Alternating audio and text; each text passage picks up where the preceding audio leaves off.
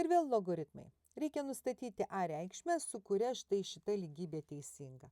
Tai čia reikia tiesiog suskaičiuoti. Logaritmas pagrindu 2, 4. Jau mes kažkuriam uždavinėlį mums buvo kažkas tokio papuolęs. Tai yra lygus 2. Kodėl? Todėl, kad pagal apibrėžimą 2 pakelta kvadratu lygu 4. Logaritmo apibrėžimas yra, jeigu aš turiu logaritmą pagrindu A skaičiaus B lygu x, tarkim, tai A pakelta x-uoju lygu B, 2 kvadratu 4.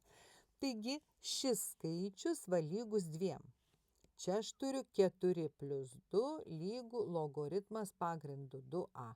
4 plus 2 yra 6, čia pasirašysiu, apkeisiu vietom. 2a ir dar kartą taikom logaritmo apibrėžimą.